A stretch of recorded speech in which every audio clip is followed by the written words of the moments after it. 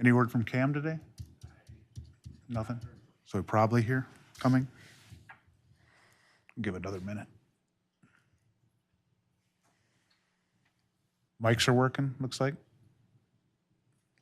Okay, yeah. Okay.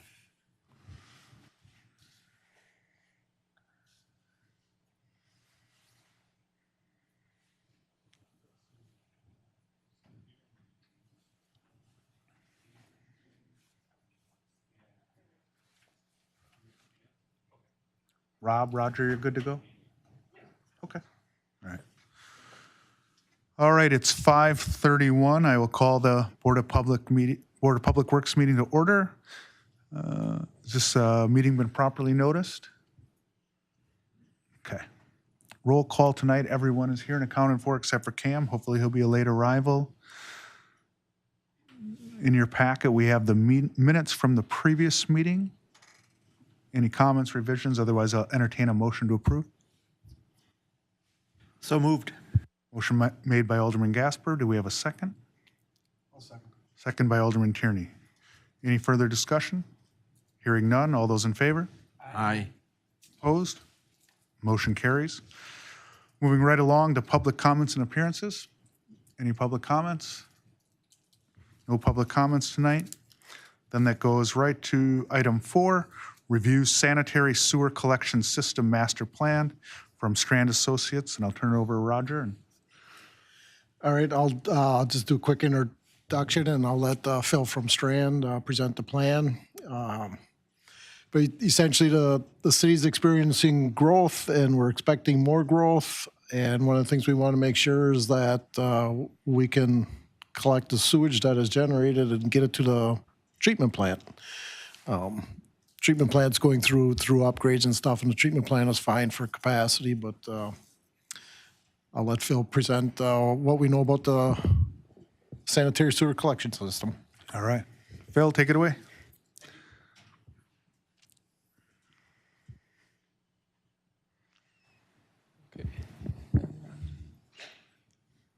All right, well, good evening, everybody.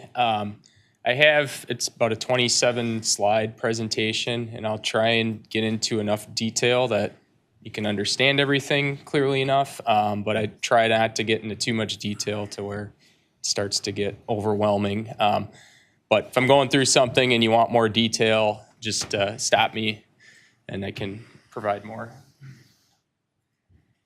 So as Roger said, we put together a collection system master plan where we looked at areas that were likely to grow within the next 20 years and evaluated the collection system and the lift stations in those areas. Presentation agenda, I'll go through the project scope. We did flow metering in the system to evaluate what existing flows are in certain areas. With that data, we developed a capacity analysis and looked at future development, completed an alternatives analysis, and then separate from that, a lift station condition assessment, and then I'll go through just kind of a summary of everything. Project scope, so evaluate the capacity of specific interceptors for existing conditions and future growth. So just want to make clear, we didn't evaluate every single interceptor in the collection system. It was ones that were tributary to areas that were likely to grow. Develop recommendations for increasing capacity to convey a 10-year recurrence interval event with future growth. Complete condition assessments for the city's 6 lift stations, and then develop options to reinforce or eliminate 3 exposed sanitary sewer crossings. And the image on the right just shows like one of the flow meter locations. So that flow meter D was used to evaluate the Terrace Drive and Greshel Road interceptors. So what a flow meter is, there's different types of flow meters. The ones we used, or 4 of them, the type we used for 4 of the meters for this study, it's put into the sewer, and the flow goes over a transducer, and then that calculates the flow. That's what this flow meter D was. And then there's other types that the city owns that are actually just sense the level in the pipe and convert that to a flow rate. So the 4 area velocity flow meters, those are the ones that are installed in the pipe. So we installed those. They collect data. You're looking for wet weather peak flows with this data. And then there's 3 of the smart flow level sensors. These are city owned, and these have been installed in various locations for several years now. And then we correlate this flow meter data with rainfall data. So there's 2 rain gauges that we used on the north and south sides of the city to just track the difference. You know, if you have a thunderstorm in the summer, sometimes it can be vastly different, even just a couple blocks away. So 5 rainfall events were evaluated, and they were in 2022. So 2022 is when the flow meters were installed. And then the image just shows 2 of the flow meters installed near Spring Street, or one in Spring Street and then one to the west of Spring Street, to evaluate the different, we call sewer sheds in those areas. It's a lot of text on here, so I don't expect you to be able to read it all, but it's basically just the overall observations from the various meters. And the 2 images on the right are a plot showing the flow. So the orange line is your average flow. So you can kind of see, grab this. It's pretty flat this is dry weather, no rainfall event. And then this blue line is when you have a rainfall event. So the gray line up here is that when the rain actually happened. So you can see there's some rain, then you get a big spike in flow, and then the rain stops and it slows down. This one up here, you can kind of see the same pattern. This one, it started off a little higher. There's some air in the flow meter here, but then this peak hit and it surged up, dropped down, and then surged back up. So that's how the collection system's responding to these wet weather events. So it rains, and the rain finds its way into the sewers and creates these peak flows that can overwhelm the collection system. So for the various meters, so meter A, it had immediate responses to rainfall, so that indicates there's some potential inflow sources there, and then the flow remained elevated following the wet weather event. So that means that infiltration persisted after the event. So inflow is like almost a direct connection. The flow gets into the sewer right away, and then infiltration is where it's kind of slowly seeping through cracks in the ground and then into the pipe, and that stays in the system a little bit longer. So that's this kind of tailing off of the flow here would be the infiltration. And the inflow and infiltration combined is kind of this immediate jump. And then when it drops off, this would be inflow dropping off. And that could be people's sump pumps going on if they're connected to the system. Could be someone directly connected to the sanitary sewer, those sorts of things. So we looked at that for all 7 flow meters, and it gave general observations. And the best basin were obviously the ones with the newest sewers. So the stuff to the southwest is the tightest tightest sewers in the city. The interceptors evaluated, so these are what we called them essentially, and then if you read through the report, it shows where each of these are, but Terrace Drive and Greshel Road are on the north side of the city. West Walters is more in the middle. Jackson Street, downtown, then Spring Street, State Highway 32, Division Street. This would be mainly for the new growth along the lakefront to the south. And then Portview and Westport are both kind of in that State Highway 32 interceptor area. These interceptors were looked at because they either have growth tributary to them, or they're experiencing, they've had some history of basement backups or some other driver. So these are the meters that were associated with the interceptors, and then the various rainfall events, and then the peak flows that we calculate or that were observed by the flow meters. So then this would be just the existing collection system analysis. What's the current, how do these sewers hold up? Is there any surcharging? So surcharging would be defined as the pipe is full, and it's not, once it gets full, it's called surcharge. So it could surcharge a couple feet and not cause any problems. It's surcharge is up to the level of someone's lateral and up into their basement, then obviously it causes problems.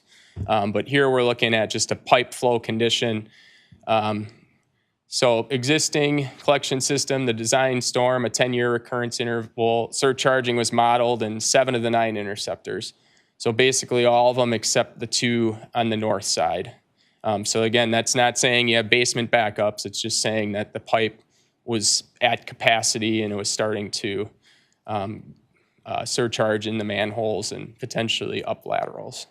So that's existing conditions, no development. So then we looked at future development. So all the purple here are the proposed developments that we looked at. On the left, this is the northern portion of the city, and then on the right is what I've called more the southern portion of the city. So we took the areas of all the new developments. We assumed a 2.5 people per unit and 80 gallons per person per day, and then a peaking factor to account for times a day when people are doing laundry or whatnot.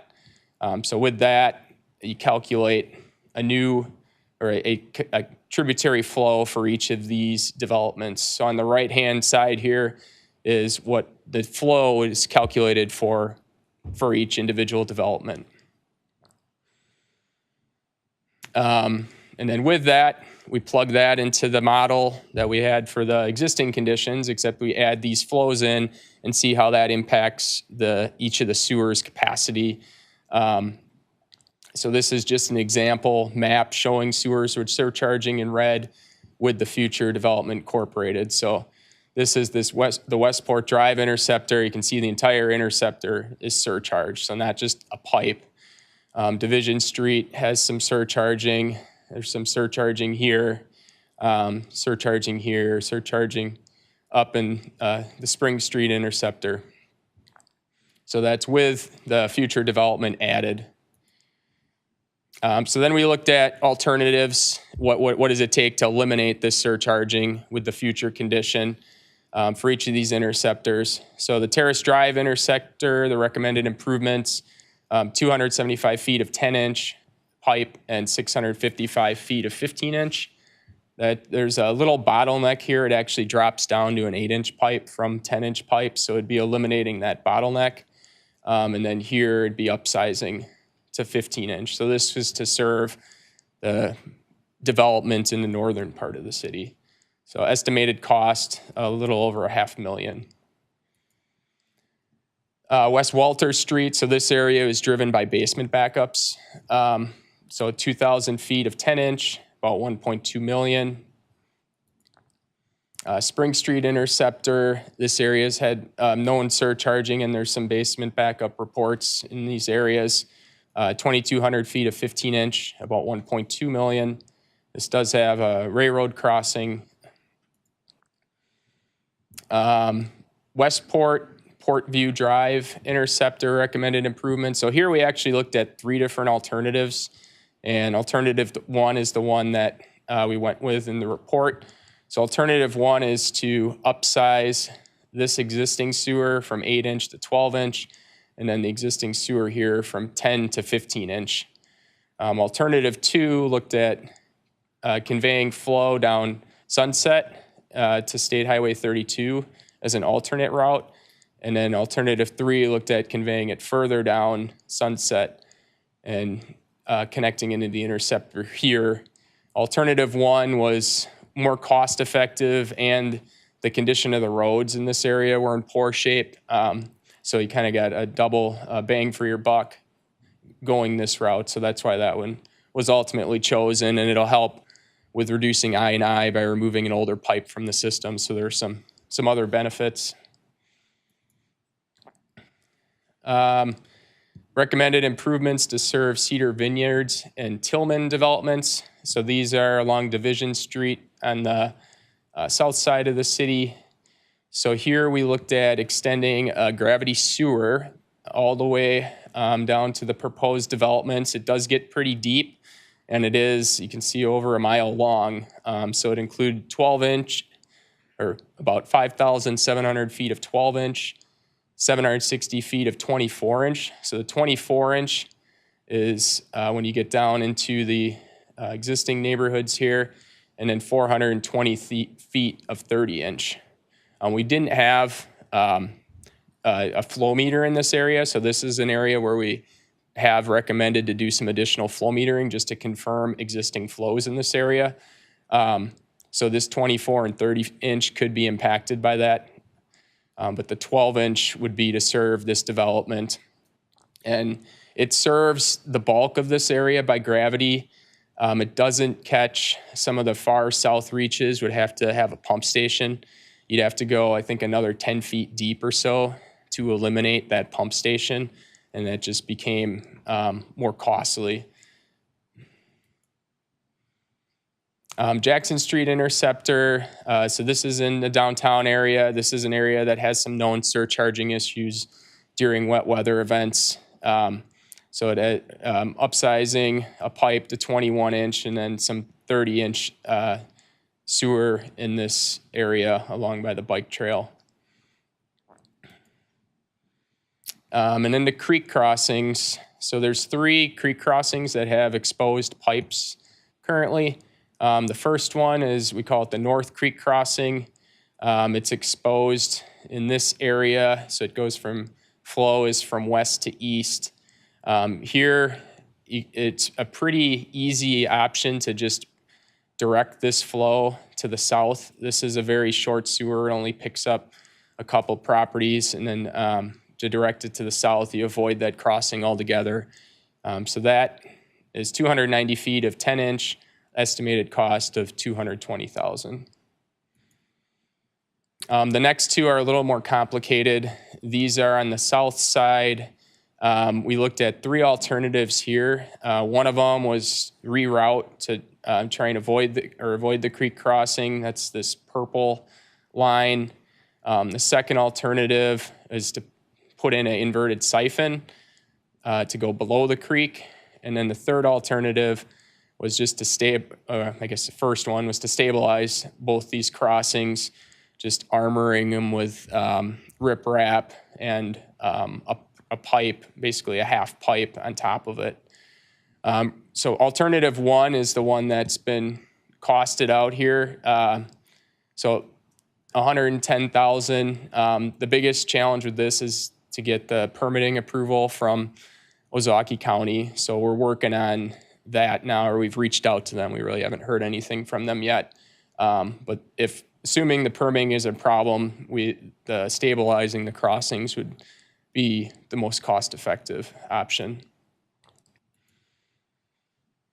So here's summary of the recommended improvements and then the associated costs on the right.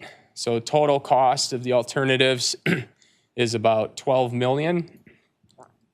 So there are all the alternatives in here that we looked at, as I mentioned. So like for the gravity sewer service to Cedar Vineyard, so this would eliminate that small pump station. It was 6.6, it looks like. So it was a little over $2 million more to have a deeper sewer there. So that we thought was the lift station would be a long-term better option there. Then the second part of the study was the condition assessment for the lift stations. So the city has 6 lift stations. Hard to see on here, but the lift station 2, this is the biggest lift station south of Grand Avenue. Lift station 4 and 6, I think, are right here. These are smaller stations. Lift station 1 is another pretty large station. This is right in the downtown area. Lift station 3, this is a smaller station closer to those new developments. And then lift station 5 is up on the kind of the northwest side of the city. So lift station types, you had wet well, dry well, and submersible stations are the 2 types that the city has. The condition assessments, we did a visual review, drawdown testing to check the pump capacity versus what it's supposed to be pumping. and then a mechanical, structural, HVAC, and electrical / code review. Here's a summary of each of the stations, their service area, general location, and then their capacities. So lift station 1 and 2 are the two biggest stations. 2 has a 2,800 gallons per minute capacity, which is it's a very significant station for the system, and it has wet weather pumps that are 10,000 GPM capacity. The other stations are all quite a bit smaller. As you can see, 200 gallons per minute, 250, 125, 400. So with these condition assessments, we developed a rating, a station condition rating. So down here, it says kind of what each of these means. So poor would mean the station is at or beyond its useful life. Rehabilitate within 2 years. Fair, the station is near the end of its useful life, so rehabilitate in 2 to 5 years. Good, 5 to 10 years. Very good, more than 10. Excellent would basically be a new station, so you'd have the 20-year design life. And then we looked at criticality, which was based on how big of a service area is there, what's upstream of the lift station that it be impacted, land uses, those sorts of things. And then you multiply these two to develop the priority score. The higher the score, kind of the more urgent the station would be for repairs. And then with that, with the condition assessment, we put together budgetary costs kind of to bring the station up to kind of like a like new condition or 20-year, additional 20-year design life. So the replacement costs are here, and then here's the priority score. So lift station 6 basically, or lift station 4 basically had no costs associated with it. Lift station 2 is in good shape, but the VFDs, which are an electrical component, typically have a life of 15 to 20 years, are approaching the end of their useful life. So that's what this cost is essentially, is mainly the VFD replacement. And then the other costs are some of these stations were older, pumps were older, they're not quite code compliant with like HVAC requirements, electrical requirements. So that's what these costs are. These costs are second quarter 2024. They do assume engineering. They don't have any increase in lift station capacity, which I didn't bring up earlier, but lift station 2 is where the bulk of the new development goes. And that station has adequate capacity for new development. So it's not anticipated that any of these stations would need additional capacity. And then again, this is just the summary of the interceptors. So this is basically what I had on the other slide. I did have a note here about this Division Street cost doesn't include a lift station and force main to serve the Cedar Vineyards, which would be approximately $1 million. So that would be like 5.8, and I think the gravity sewer cost was like 6.6. So I know it's a lot, especially if you didn't have the report to read through, but any questions, comments? Questions for Phil? Yeah, Mike? Sure. Let's start at Mineral Springs Creek, which is your South Creek crossings. I was under the impression that reinforcing that was going to be undesirable, that they wanted a natural creek bottom through there. So knowing that from what I've heard from the county and the grants that they've gotten on it, that were kind of dependent upon natural creek bottom, is just stabilizing it an acceptable alternative, or do we need to do something that has a natural creek bottom? We're trying to get to an answer from them, I guess. We haven't gotten an answer, yes or no. So yeah, that might not be acceptable to them to do that, which would mean you'd have to you'd need a siphon or something like that to go below it. Yeah, because I thought we were basically ordered that how we did reinforce it, we had to remove. No, we didn't. No, No? the reinforcement that's there is still there, but the the county wound up rechanneling the downstream portion of the creek and took out what was temporarily considered to be a dam, even though, our pipe was at the same elevation it was always at. But because of the down cutting on the channel, it became a fish impediment. So I think that, that's it. They just want to make sure what we put in isn't an impediment, and so we have to work with them. And of course, we'll have to work with the DNR too. Okay, so would they require us to make like a fish ladder to go around these then if we just reinforce them? They could if we installed something that they considered a dam, but I guess we haven't gotten that far. Okay. I have another question related to the connections to the south with to Tillman and Cedar Vineyard properties.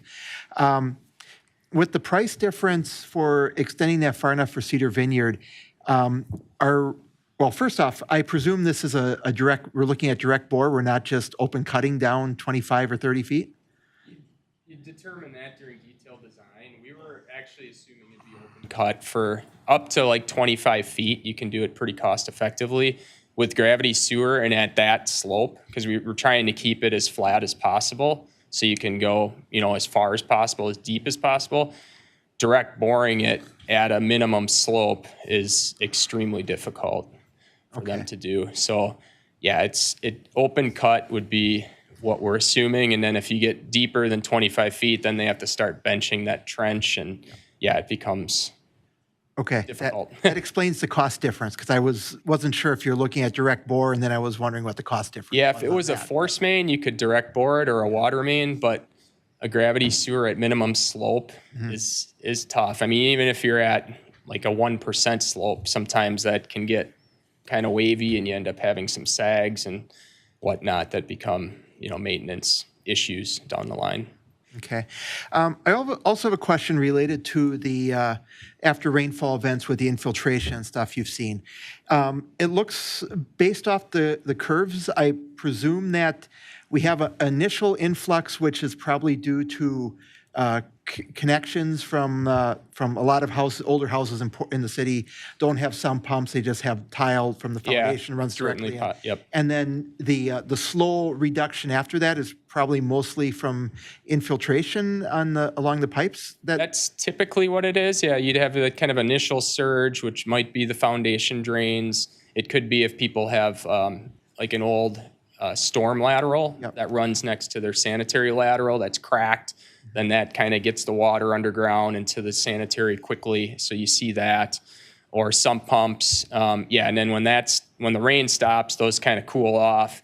And then the water that's in the ground, keeps going down and gets to the pipe eventually. Yeah. With the initial, the initial influx that's mostly from, connections and stuff into the sanitary sewer, state law has made it very difficult for us to go through processes to try to identify those and fix them.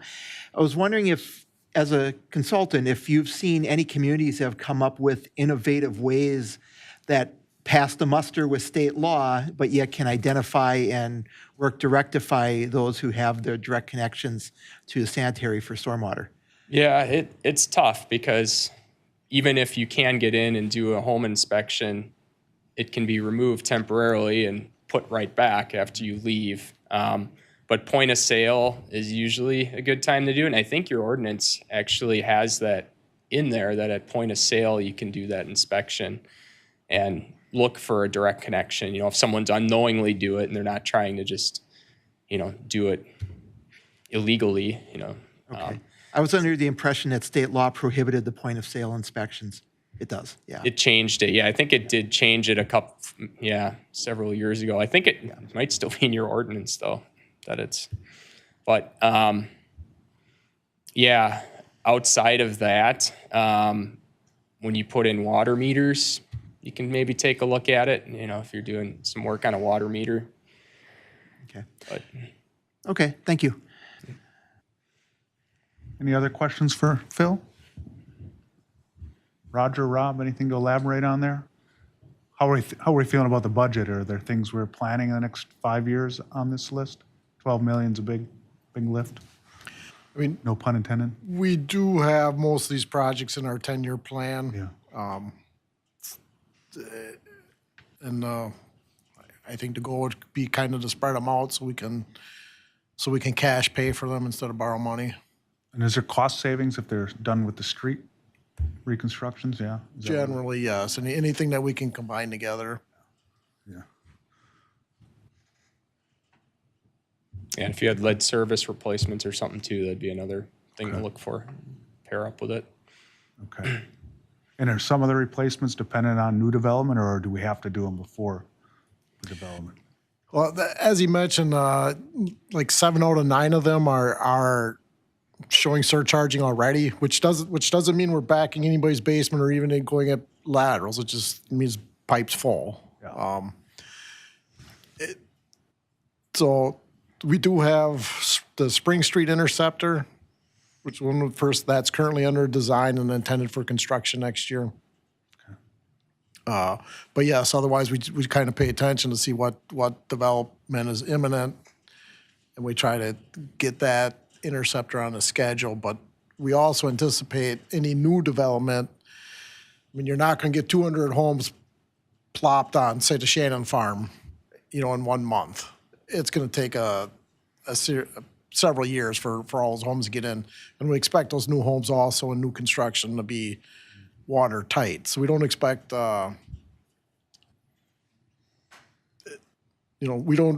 need to do it concurrently and pay attention to it, but we don't need to jump on it, as soon as they put a shovel in the ground. What are the interceptors? Is that the junction between pipes? Is that what we're talking about? 'Cause I see they cost a lot. Yeah, so typically a residential sewer line is about 8 inches. Yeah. And then as those start to connect to each other and they get bigger and you're picking up several residentials, then we classify it as an interceptor. Okay. Okay. That's just, so it's a larger pipe. Yes. Okay. Got it. I presume everything on here is, can be charged through the utility? Nothing needs to come directly from the tax rolls? I would anticipate that, yes. Okay, are we going to be potentially seeking more development impact fees for funding some of this, since a lot of it is due to development? I don't think we've discussed it internally, how we do that with Mark, but I think most of it would be directly charged to the developer. If we're going to hang them with anything, Okay, thanks. All right. Any other questions for Phil or staff? Okay. Thanks, Phil. Great presentation. Appreciate it.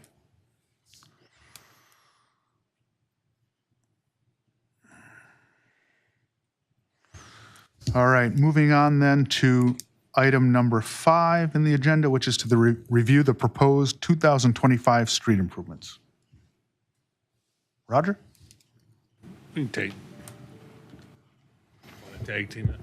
Sure. I'll let Rob start. Okay, all right. So, yeah, again, we have, we are at the point of design where we would, our goal is to have this project out for bid in January, and so we want to show it to Board of Public Works, and answer any questions you have, or, make any changes that you're recommending to the plans before we set it out for, we send all the information out to the public that's affected by the project. And let's see, let me just bring it up. Do you want to? Yeah, I'll take it. I'll take the con. All right, there we go. All right, so.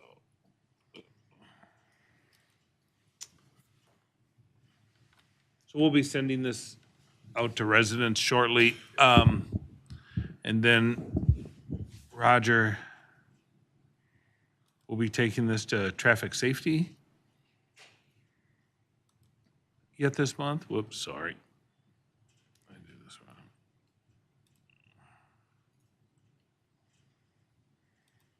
They're on the screen. Why am I, there we go. All right. Yep, so that's the full boundary, the street improvement plan. So yeah, Roger will take it to the traffic safety. I know they like to see it every year. And so what we'll do is we'll take comments tonight from the board. We'll take comments from traffic safety, and we'll take comments from our residents, including those who may wish to replace their sanitary sewer or add a storm drain from their house out to the storm sewer. So we'll gather all that information, and then we'll bring it back again at our December meeting, and then report on any changes that have been made since you've since seeing it tonight. So I'll just go over a few of the. Make sure I do this right. Sorry. So that's the overview of the project. I'll quickly go through all the PDFs. Quickly, just a few highlights. So this is Kaiser Drive. So this is the one street where we're maintaining, it's fairly wide width. I see this is, I see, Roger, we have an error here already. It says 29 feet. It's not 29 feet. That's like 41 feet. So a lot of people park there for both for soccer and for the community gardens, and even for hopping on and off the interurban bike trail. And plus, when we reconstructed it, Whitefish back in, I think, 2018, we'd constructed really almost half of that very short southern block. And so we're just going to continue that. We might want to tighten this down just a little bit more in this block. I want to look at that a little further. But we've got the interurban bike trail coming up here on the north side. We talked about adding a path, an off-street path, but after a lot of thought and discussion, we felt that most people, this is a very, very low-traveled street, so most people are probably going to just stay in the street on their bikes. You do have the sidewalk option here for walkers, and so we felt that this was sufficient to serve the existing needs without spending additional money on paths that probably would not be used. One thing we need to note is I see they got that catch basin in the ramp before Alderman Gasper points that out. I want to make sure we catch that. So, anyhow, so that's and then Monroe. So that would be all the other streets are pretty much at 35 feet wide. We bring them down to our standard 29-foot wide, which seems to be kind of the sweet spot. They can go down to 28. Sometimes people feel that's too tight. We don't get a lot of we don't get much criticism for 29, and so we've been going with 29, and I think that's worked out really well. So that's Monroe Street, and I'm not sure how I was doing it before. Just another look at Monroe. Same. Monroe Street, yeah. Essentially the same.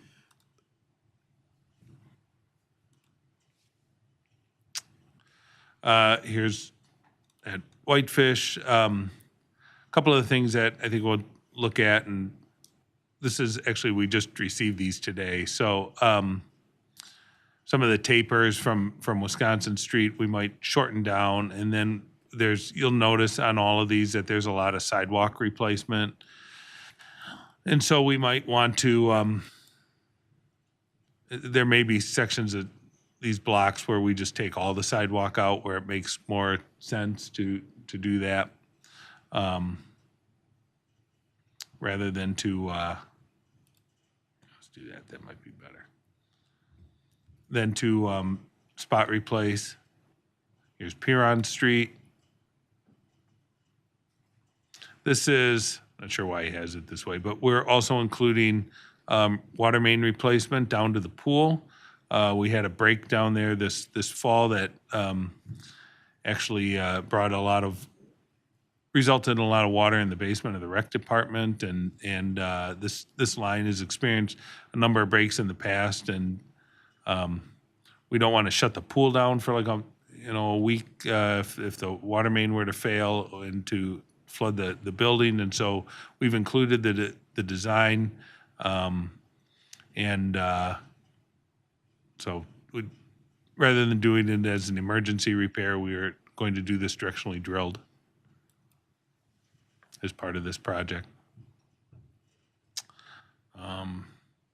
Piron Street, so here you'll notice that we're matching where we had left when we reconstructed Hales Trails, we always put in the side streets in at 29 feet so that we can just match up, and now that takes out those little, call them bump outs or bump ins.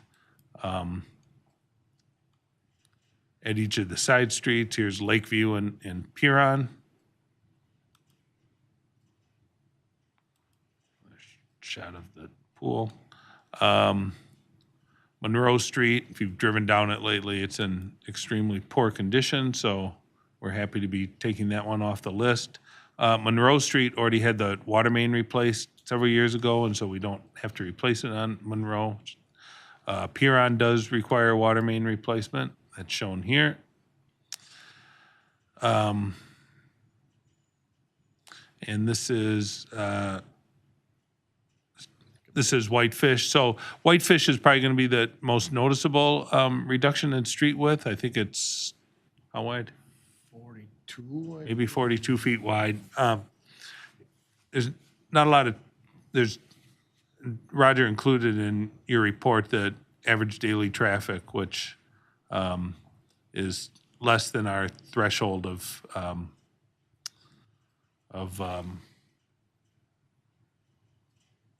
750, which is far less than that for going on to the next category of streets, which is a collector street, and so we're just bringing it down to our local road size, which can vary between 28 feet and 32 feet. We sized it at 32. It's 32 feet to the east of Lakeview, and so we're just matching that all the way to Wisconsin Street.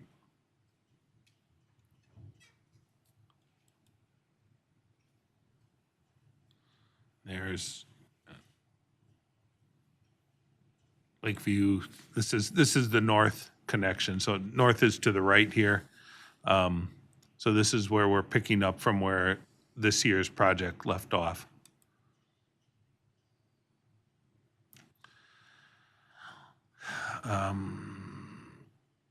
Intersection of Monroe and Lakeview. Oh wait, sorry, hold on. No, we're good.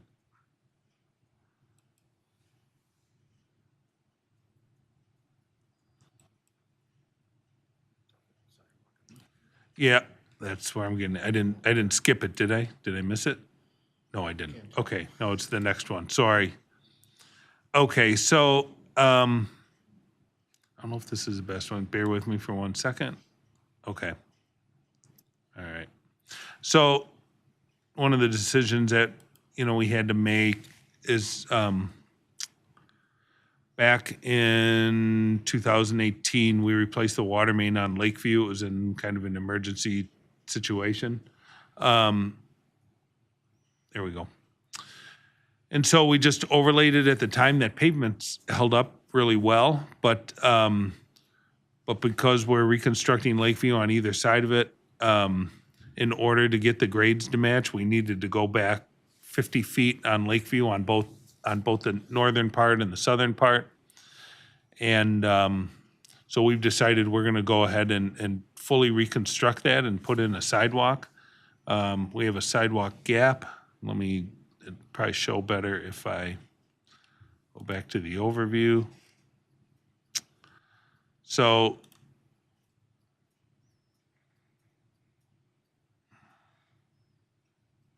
oops. This is the block between Whitefish and Douglas. Yeah, between Whitefish and Douglas. So there's sidewalk on both sides of Lakeview. north and south of that block. So there's a gap here, and then to the south, there's a small gap. That ends just south of Douglas, and so our policy when we reconstruct streets is we always install sidewalk where there are gaps, and so our intention would be to design that sidewalk into that gap.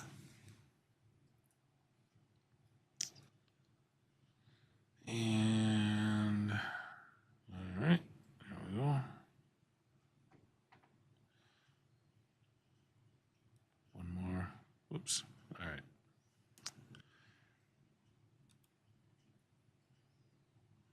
And then, I want to get to Douglas, sorry.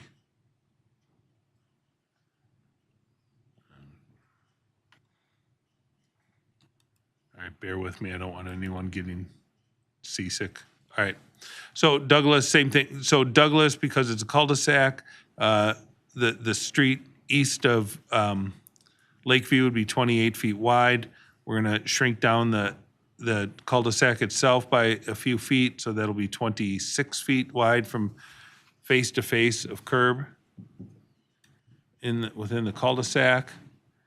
And then I don't know if there's any feedback, but I'm a little in between on this section between Lakeview and Wisconsin. It has very short or very small terrace area. I think with the new road reconstruction right now, it's at about 4.5 feet wide, and that's with reducing the road pavement down to 29 feet. So it may be something we want to look at, bringing it down to 28 feet, because certainly that's a very lightly traveled street, and the terraces are rather tight there, so something to be considered. So those would be the high points of the project. Did I miss anything? All right. I apologize if it was at all hard to follow. I wanted to highlight everything without making you too dizzy watching it, so anyhow. Are there any questions about it? Sure. So at the intersections by Wisconsin, the tapers to match the radius returns from Wisconsin, in some cases they seem a little long, kind of for the situation. Like at Whitefish, it's almost half a block. I think they're too long. We're going to shorten those. Okay. Yeah, for sure. Yeah, because I know we don't want to get into digging up Wisconsin in order to fix those radius returns, but someday, if someday 80 or 50 years from now when Wisconsin's rebuilt again and DOT gives us funding, they're not going to go past the radius returns to match our streets either. Right. Yeah. I mean, typically we make a very short transition because we're looking at probably 50 years, like you said. We were going to put in more of a taper rather than just a kind of two radiuses. But I do want to tighten those down. That is definitely on our list. Okay. My other question is at Kaiser Drive, north of Monroe. Because there's really no connection there with, unless, I don't think you showed anything there for pedestrian connection in, although I'm looking at my overview and that does show sidewalk going down Kaiser. Was there any consideration to doing Kaiser more as a shared alley through there that would still allow the resident to have access, but is more directly a friendlier pedestrian and bicycle space too? And if it's done as an alley, then it's more clearly not a road, but still could potentially would allow for, say, garbage trucks and stuff to get in there to pick up garbage. You just would pass the driveway, have like no vehicles beyond this point or something. Although if the garbage truck really wants to drive the alley all the way from James Street down past him, it really wouldn't bother me either. I don't think we have the appetite for traffic using that otherwise. So, Right. But it was just a thought there, because right now, you'd kind of have to walk out into the street there to go to the path to the north, and that's why I was thinking maybe it would be nicer as more of a shared alley space. Yeah, and I mean, I think. Might be so, cheaper, too. I know, it's hard, I mean, making it a shared alley means just essentially reducing the payment with more. Yeah. Right? And if you're concerned about parking spots, you might be losing a few of those there, too. But you're tapering that whole length, too, so I don't know if you're really losing any. Right, yeah, I mean, if we keep it, see, I think I might like to taper it down to 29 a lot quicker, and so that it's 29 for basically the entire stretch from Monroe to the bike path, at least. And that would still allow, Roger, who's real familiar with this area, said that there are cars occasionally parked all the way there. So that would still allow room, yet it would still be tight. And we weren't going to invest in curb and gutter, so it'll have more of an alley feel. So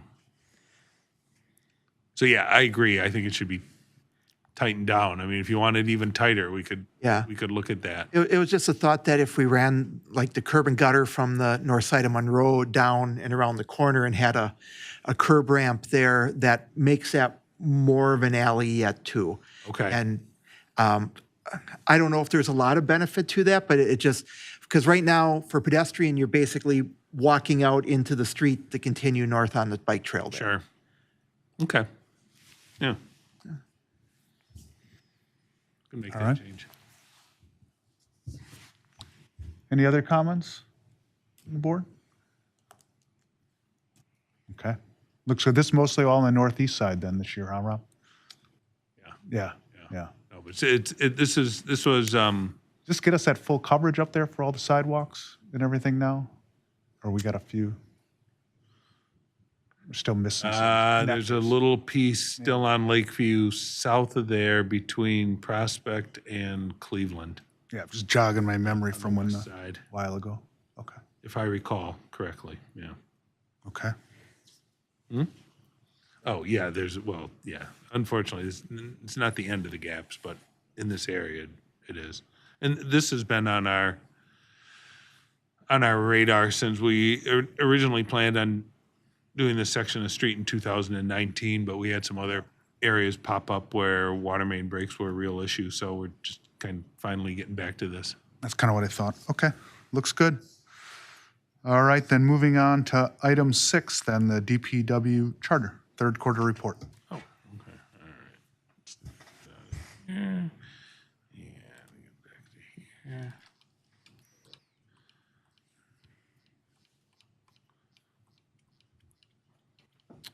Okay, so yeah, we didn't have a meeting last month, so this is all as of essentially last month. Let me get this bigger here.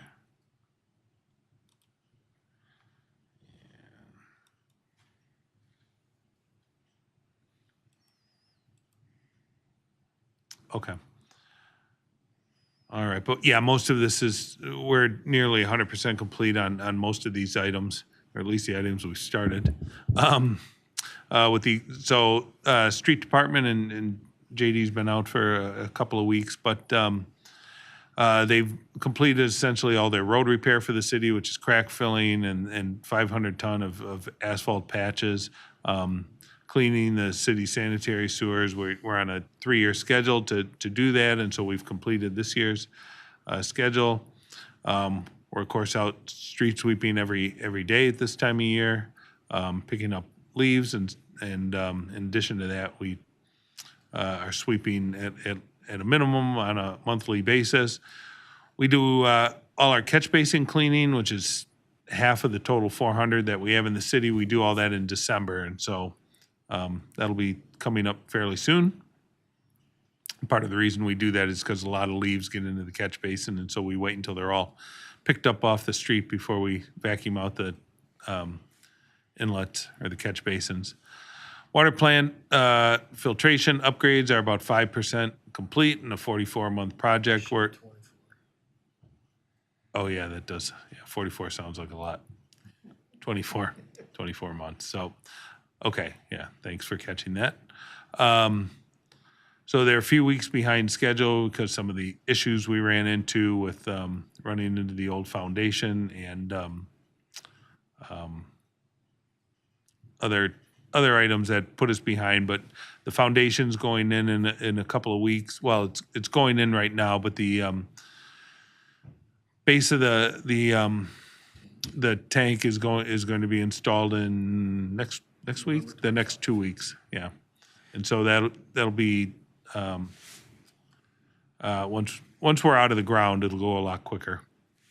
So what, did they find the old powerhouse foundation down there? Or? Well, must be, but yeah, it was a lot and thick and Yeah, because I know before the interurban was built and they had their own powerhouse, we had a powerhouse right on that corner down there.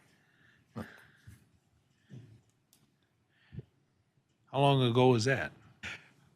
Before 1907? Okay, I was going to say, all right. You gave me the impression that you were here. No. You gave me the impression that you were here for it, and I'm No, just- all right. I've seen a picture that included it, and if you go and look at like the old Sanborn fire maps, they do show, you know, pre-interurban train when they built the powerhouse where the Harborview now is, that there was labeled a powerhouse and water pumping plant there. Well, yeah, we ran into that piece of history, and so that was part of the delay. Oh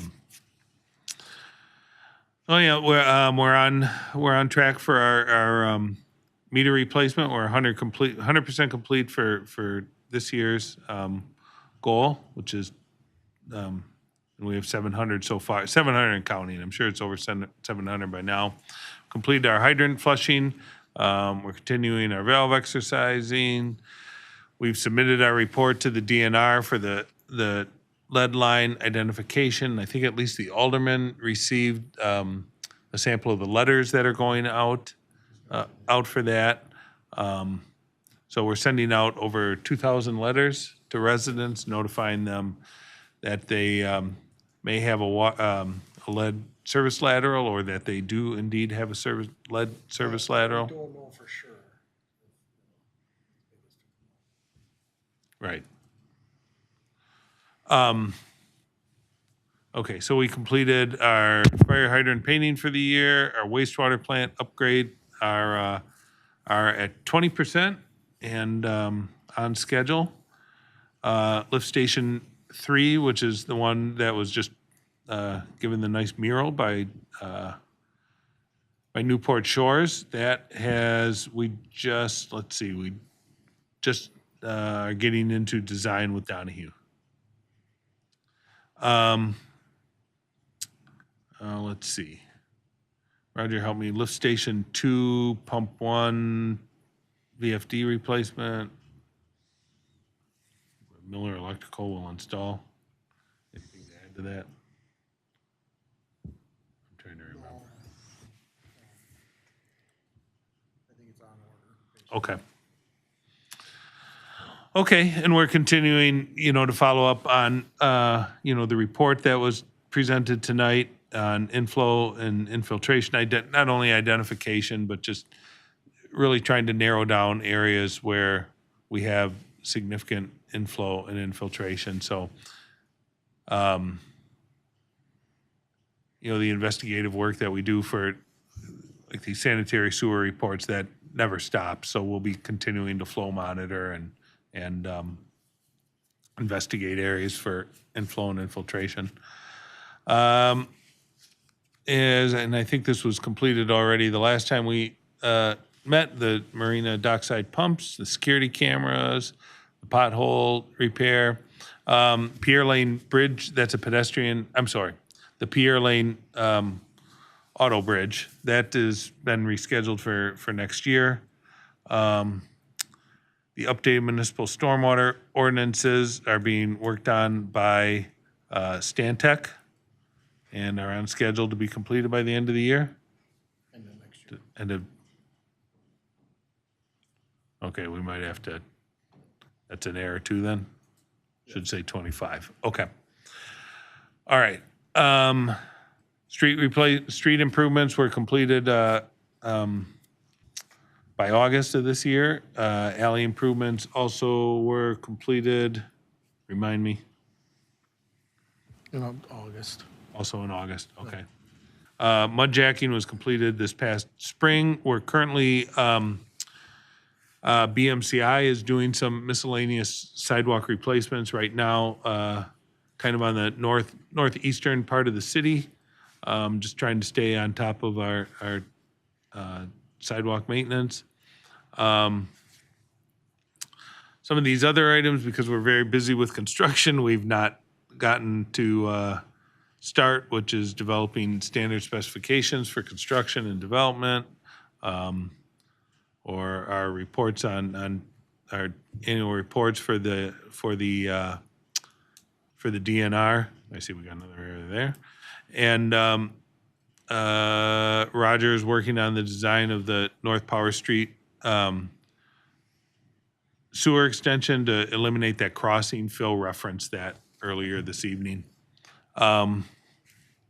We've completed some survey work for the County Trunk LL sidewalk, but that no design work's been completed on that. Same thing for the Grand Avenue sidewalk. Roger is working with Stantec on meeting our DNR regulations for stormwater. We're working on determining all our water main ages for the PSC. The Public Service Commission requires that information yearly, and we're trying to get that as accurate as possible.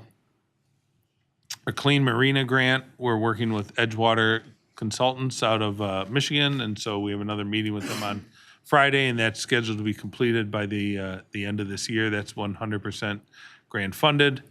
Our Moore Road pedestrian bridge that goes over Sauk Creek over to the high school football field from Moore Road.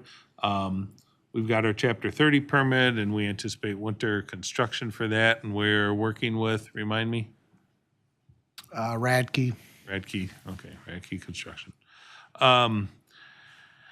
Then a number of just kind of housekeeping items, our recycling ordinance, or our garbage and recycling ordinance, our SOPs for public works, our strategic planning, all the kind of planning documents, those are still in the works, but have not had the opportunity to begin those. We've been working on our bike and pedestrian plan. We had 2 outreach meetings, or 2 pop-up outreach events in October, one at the farmer's market and one at the beer garden. And those were both real successful. We're looking for more outreach events.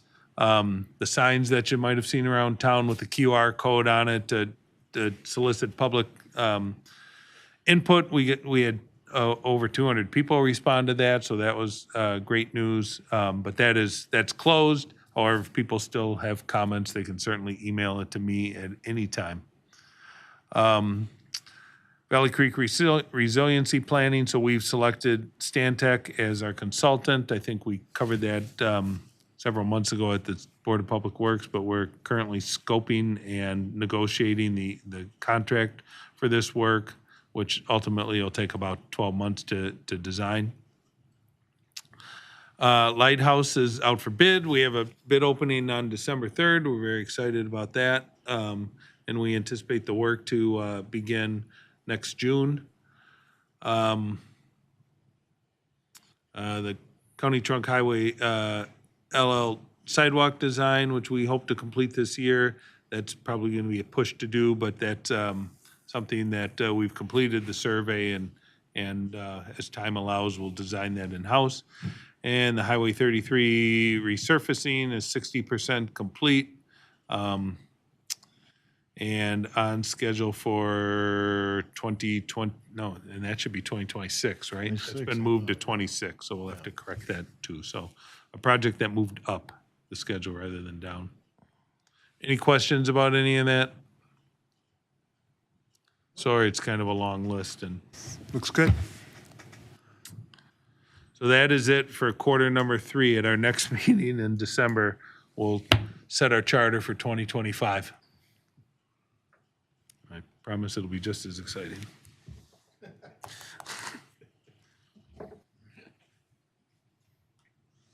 All right.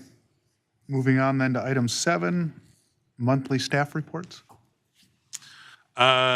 Street department is picking up leaves. That's probably the biggest thing that they're doing. They're also using a mastic to repair some larger cracks and around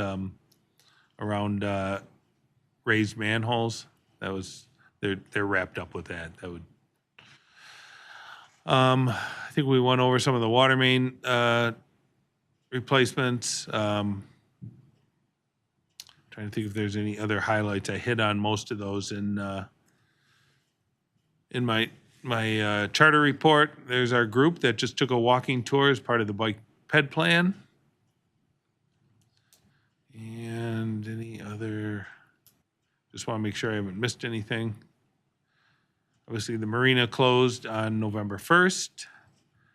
There's some pictures of the ram aggregate piers that are being installed, 150 of them down at the water plant to provide the foundation.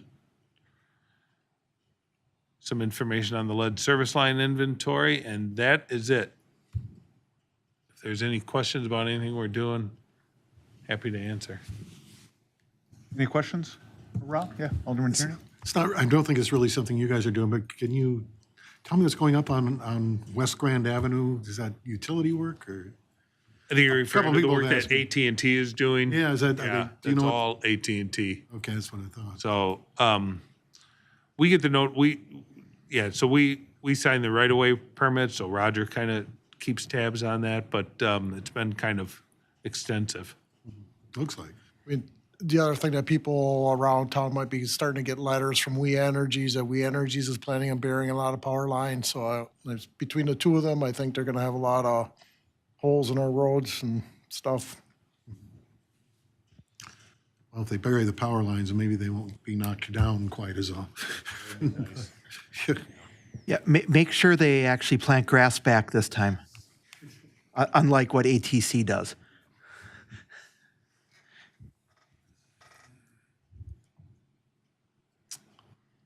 All right, moving on to chairman's business then. I have none. Any members' business? Public comments and appearances? Paul, you up for public comments? No? Okay. Last call. All right, moving on then to next meeting date, December 10th. And quick question, Upper Lake Park Bluff, is that still moving along the study? Did we get the readout on that yet, or am I? Yep, we have the plans are complete for that. We are going to, next year, we will be installing those drainage pipes in the ground. And, but beyond that, any additional work that we do will largely be, I anticipate it'll be be grant driven. So we'll get busy on trying to Piecemeal find as it comes? Yeah, grant. okay. All right. If there are no further items, do I have a motion to adjourn? Motion made by Alderman Tierney. Do we have a second? Second. Second by Alderman Gasper. Any further discussion? Hearing none, all those in favor? Aye. Opposed? Motion carries. We're adjourned. Thanks.